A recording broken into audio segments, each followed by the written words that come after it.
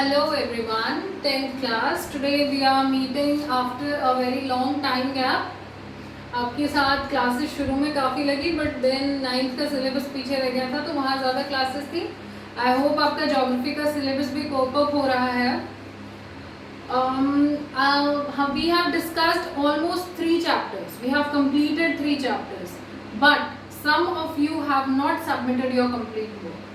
So I want your complete work today by 6 p.m. Every one of you have to make your notebook get checked by 6 p.m.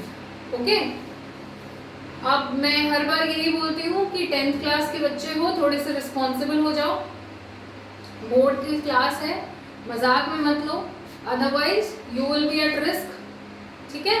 तो अभी घर बैठ के self study करने के लिए जब इतना टाइम मिल रहा है तो utilise this time and do your best.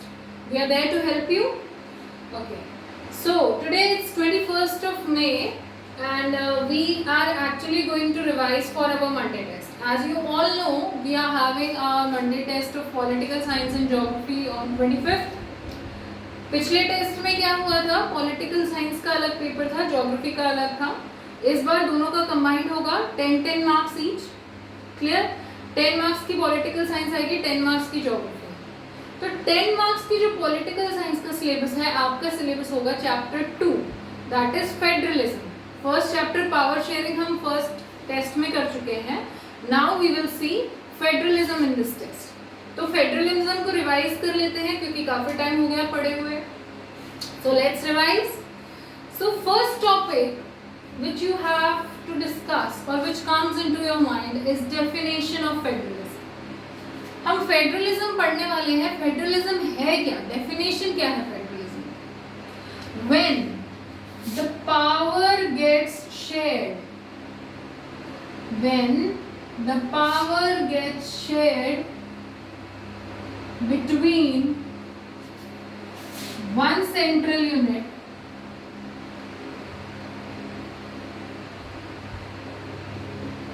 and other constituent units.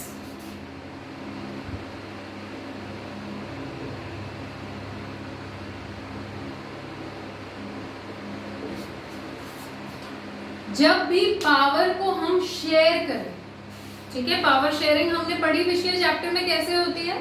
So when the power gets divided between one central unit and different constituent units, उसको बोला जाता है फेडरलिज्म.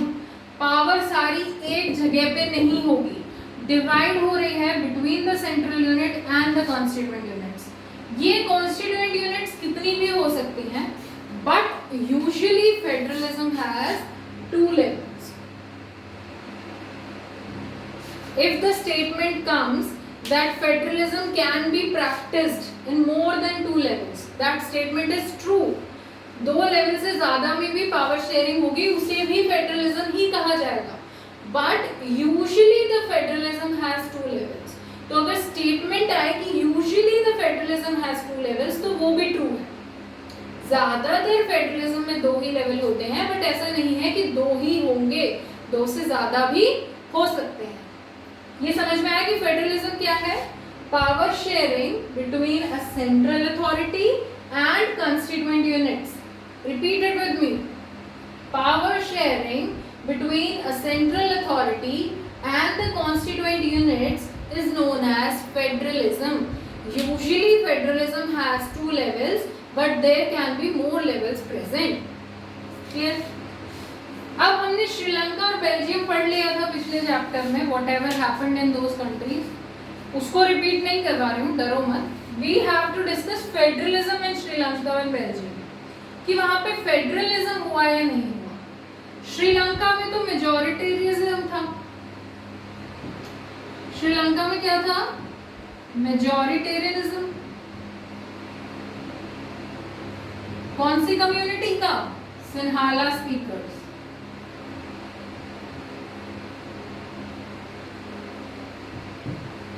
इन Sri Lanka no one practised federalism. उन्होंने ऐसा तो किया ही नहीं कि सेंट्रल लेवल पे किसी को अथॉरिटी मिले और स्टेट के लेवल पे वो तमिल स्पीकर्स को कुछ पावर दे दें, ऐसा तो किया ही नहीं। उन्होंने तो एक ही लेवल को इतना पावरफुल बनाया और मेजोरिटेरियनिज्म से सिंहाला स्पीकर्स की गवर्नमेंट ले आए। So did Sri Lanka practiced federalism? No, the statement is false. If the statement comes Sri Lanka practiced federalism, यानी श्रीलंका में फेडरलिज्म हुआ था, नहीं हुआ था। So this statement is false. What about Belgium?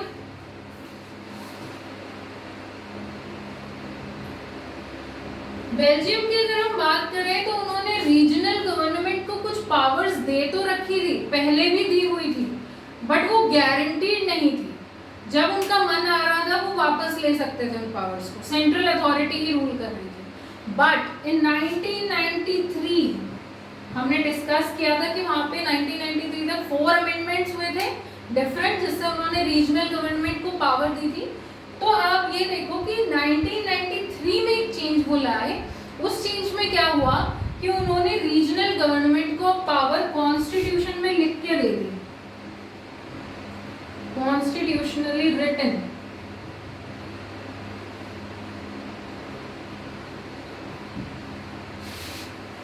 In 1993, the central government of Belgium shared some of its powers with regional government by guaranteeing them constitutionally. So no one could take away the power of the regional government of its own, and they are not the subordinate of central government and you are not like, मतलब वो power नहीं ले सकते थे उनसे कभी भी कि आप उन्होंने कॉन्स्टिट्यूशन में लिख दिया है अब रीजनल गवर्नमेंट की पावर रीजनल गवर्नमेंट के पास रहेगी, सेंट्रल गवर्नमेंट की पावर सेंट्रल गवर्नमेंट के पास। और ये जो पावर्स है ये इंडिपेंडेंट होंगी, इनकी पावर्स का सेंटर से कोई लेना देना नहीं है, सेंटर की पावर का रीजनल से कोई लेना देना नहीं है। These powers are independent. They have their own working area. They have their own laws to make, own subjects. ठीक है, ये दोनों ही पावर्स इंडिपेंडेंट हैं। इस पावर में सेंट्रल गवर्नमेंट अपना दखल अंदाजी करके कुछ चेंजेस नहीं कर सकती, सेंट्रल गवर्नमेंट की पावर में रीजनल गवर्नमेंट इंटरफेयर करके चेंजेस नहीं कर सकती। ठीक है, I am repeating, Sri Lanka did not practise federalism.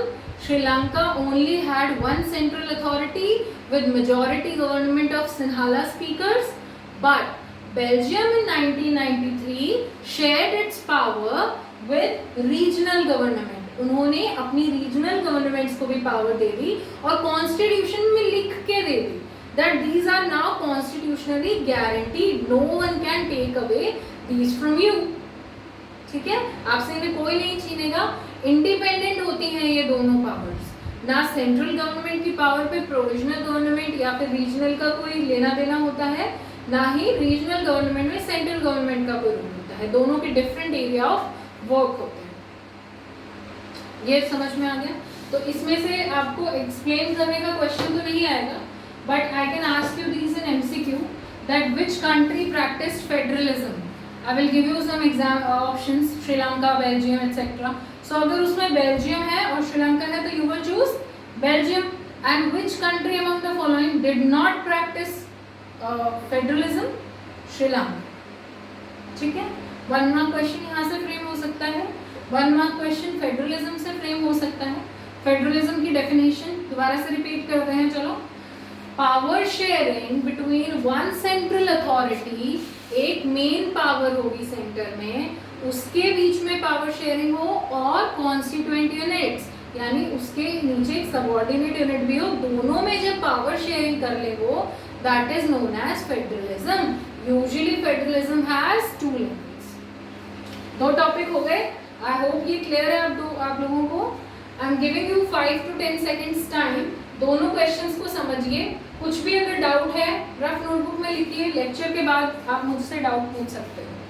5 seconds break.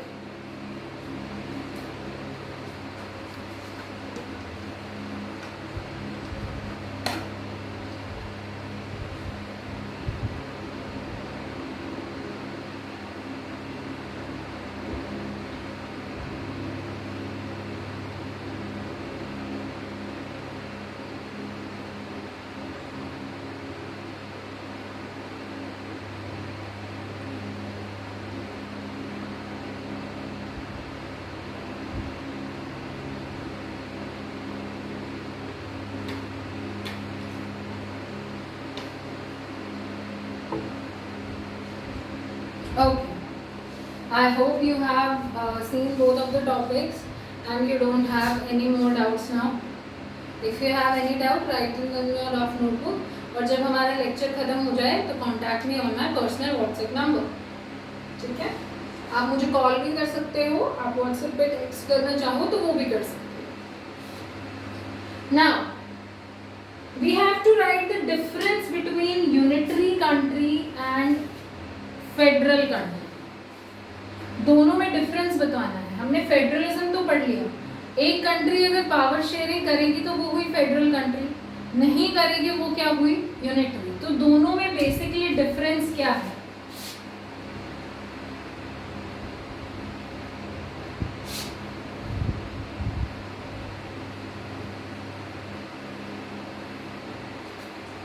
पहला पॉइंट ऑफ डिफरेंस तो इसकी डेफिनेशन ही आ गई. Power is shared between the central authority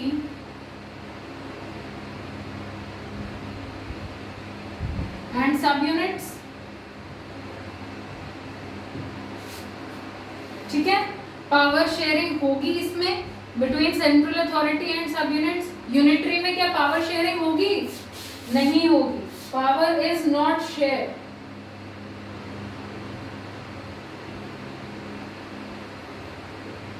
It is occupied by only central level.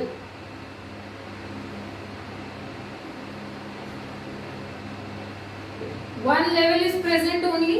There are no two levels, no subunits, and power is not shared. Unitary का मतलब क्या होता है? एक जगह है, सारी पावर्स यूनिट सिंगल यूनिट में है, पावर डिवाइड नहीं हो रही है. फेडरलिज्म में पावर डिवाइड होती है और यूनिटरी में पावर डिवाइड नहीं होती है.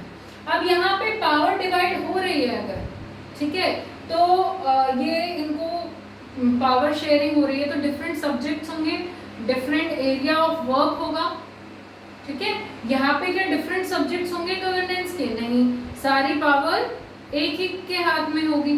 तो ये डिफरेंस होता है between federal country and unitary country. All the powers lie in the hands of the central government there, and all the powers are divided here between the central authority and regional subunit. Clear? ये तीनों ही part आपको समझ में आ गए. Let's move forward.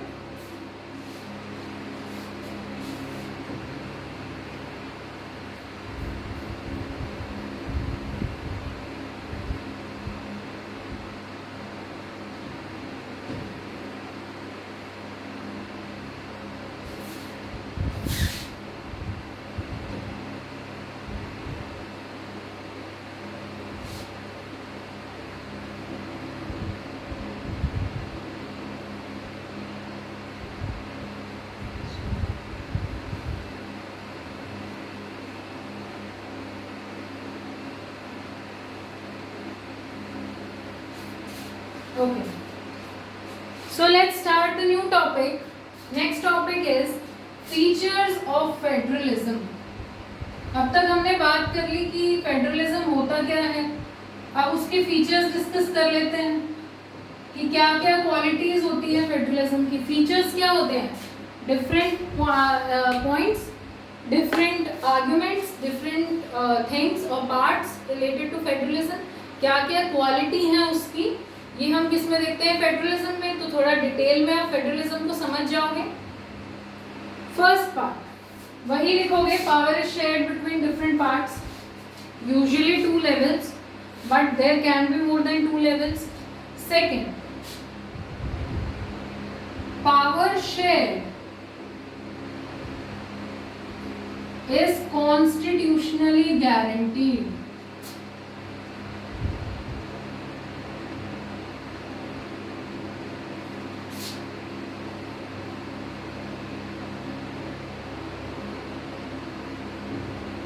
जो भी power share हुई है, आपको सिर्फ बोल के कि आपकी पावर शेयर हो गई है, हम आपको ये पावर्स दे देते हैं, क्या इससे ट्रस्ट एंड कोऑर्डिनेशन रहेगा?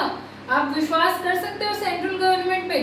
क्या पता कब वो वापस ले लें आपसे आपकी पावर. तो that is not true federalism. जब आपको पावर लिख के दी जाए, क्लास से एग्जाम्पल लेते हैं हम लोग, मैं आपके और अपने बीच में कुछ पावर शेयर कर रही हूँ, this is federalism, but if I will not guarantee it, मैं एक पेपर पे साइन करके लिख के ना दूं कि ये पावर हमारे बीच शेयर हुई, तो क्या वो गारंटीड होगी? नहीं। मेरा जब मन आएगा मैं कह दूंगी नहीं मैंने कब कहा था, now this is not guaranteed, I am your teacher and I will make my own rule. So that is not power sharing, true power sharing. True power sharing occurs when the power shared is constitutionally guaranteed. ठीक है? Second point देखो. Both the levels, जो दोनों level हैं federalism के, govern the same citizens.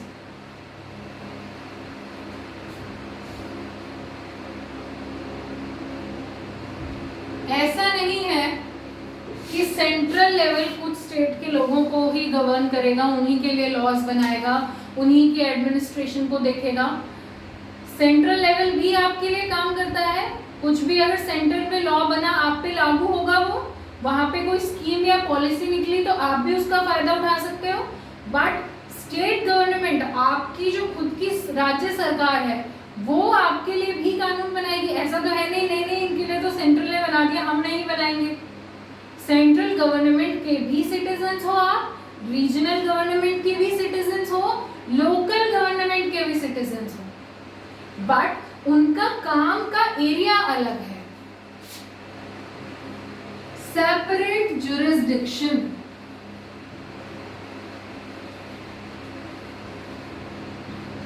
Jurisdiction क्या होता है? Area of work. और सब्जेक्ट्स ऑफ वर्क.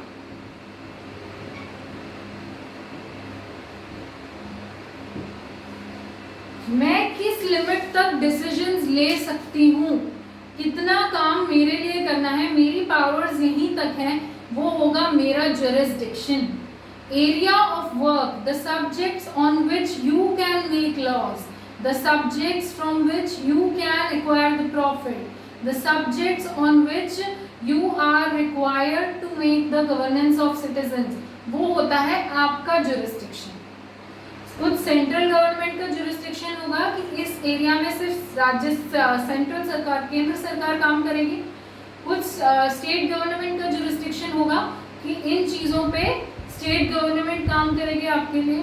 कुछ लोकल लेवल का होगा. अब आपके गांव में नाली बनवानी है तो क्या सेंट्रल गवर्नमेंट बनवाएगी या लोकल गवर्नमेंट? लोकल गवर्नमेंट, क्योंकि वो उसका काम है.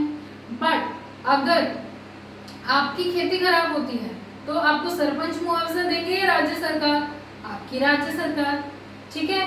अगर कोई पूरी कंट्री के लिए स्कीम या पॉलिसी है लैंड की या फिर राशन की, एनीथिंग, तो उसके लिए कौन रिस्पॉन्सिबल होगा? Central government. तो तीनों ही लेवल सेम सिटीजन को गवर्न कर रहे हैं, सेम सिटीजन्स के लिए लॉ बना रही हैं, बट सबका काम करने का अपना एरिया है, अपने सब्जेक्ट्स हैं, उन्हीं के लिए वो काम करेंगे. ठीक है. डिफरेंट सब्जेक्ट्स डिवाइड करना भी जरूरी होता है, वरना ये भी लड़ाई रहेगी. सेंट्रल गवर्नमेंट बोलेगा I will make law on this subject, इस पे तो मैं काम करूंगा. स्टेट लेवल बोलेगा मैं करूंगा, लोकल लेवल बोलेगा मैं करूंगा. सो ये भी हमें मेंशन करना पड़ेगा. हमने कहाँ मेंशन किया इस सेपरेट जुरिस्डिक्शन को? Constitution. Different powers of every level and different work of every level is mentioned in constitution. हमने संविधान में लिख के बंटवारा कर दिया कि आप सेंट्रल लेवल हो तो आप ये काम कर लो, आप स्टेट लेवल हो तो आप ये काम कर लो, लोकल लेवल हो तो ये काम कर लो. When we have divided the area of work or when we have divided the subjects of work between different levels and we have written them clearly in the constitution, that is guaranteed.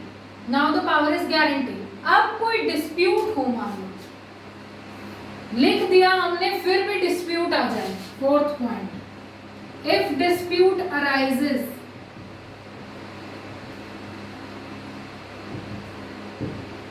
तो कौन decide करेगा?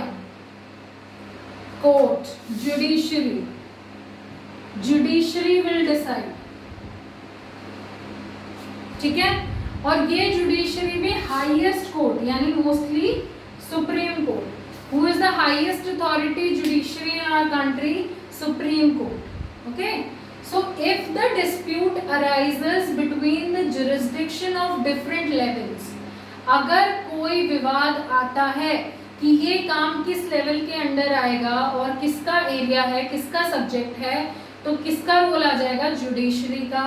Supreme Court will decide that which level has this power of working. ठीक है. Financial autonomy.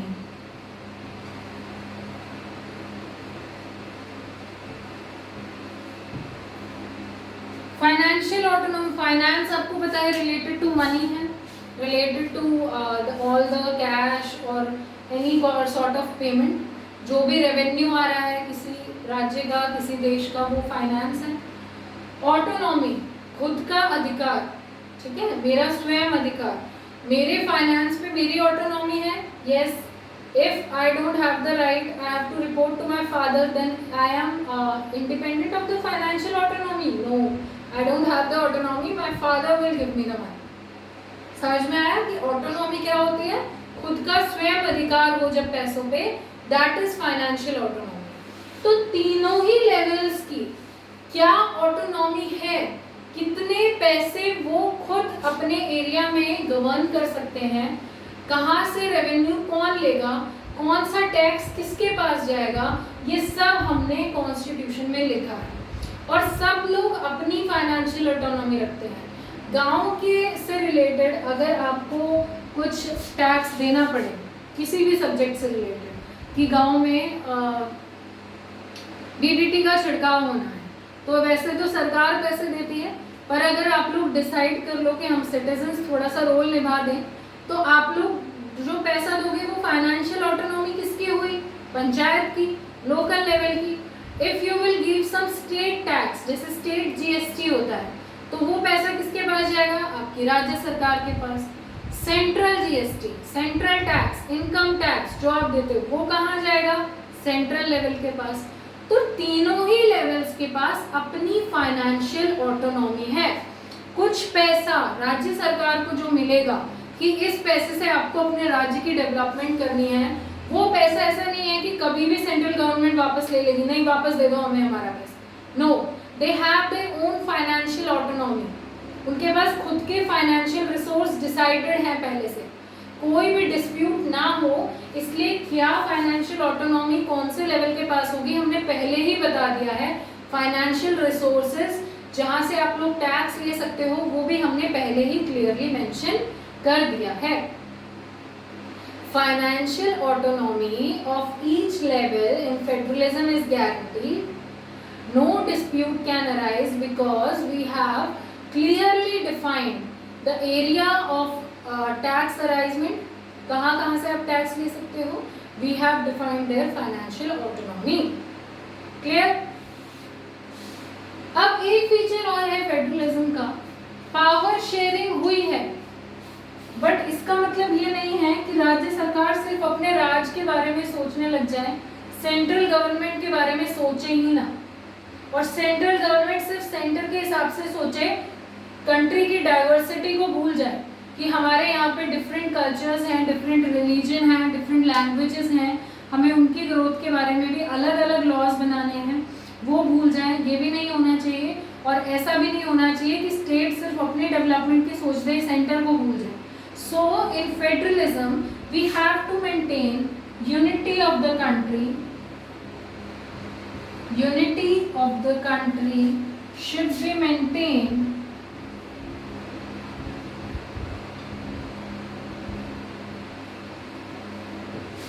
but regional diversity should also be guaranteed. ऐसा नहीं होना चाहिए कि जो हमारी विविधता है, डिफरेंट रीजन्स में डिफरेंट एथनिक ग्रुप्स के लोग हैं, उनके इंटरेस्ट पीछे छूट जाएं. सब एक यूनिटी के बारे में सोचते रहें, तो उनके पर्सनल कम्युनिटी इंटरेस्ट भी है कुछ, उनका भी ध्यान रखना है आपको, एंड आपको कंट्री की एकता को भी बना के रखना है. So these are the features of federalism. I am again repeating it. मेरे को सिर्फ सुनते रहो, बोर्ड पे मत देखना अभी. Usually federalism has 2 levels, but there can be more than 2 levels. All the levels govern the same citizens, but the area of jurisdiction is clearly mentioned in the or clearly specified in the constitution, and all the jurisdiction is constitutionally guaranteed. No one can take away your jurisdiction. Clear? Still, if dispute arises about the jurisdiction, the role of judiciary comes into, and the Supreme Court will decide that how the constitution is guaranteeing you or giving you the powers. उसके बाद financial autonomy तीनों ही levels की guaranteed है, हमने mention कर दिया है clearly. You have your own tax resources, own financial resources, and no one can take them away from you. Powers are independent of each other. You have to maintain the unity of the country as well as the regional diversity of the country. ये features हैं, एक बार ध्यान से देखिए. अगर आपको कोई भी डाउट लगता है रफ नोटबुक में लिख लीजिए.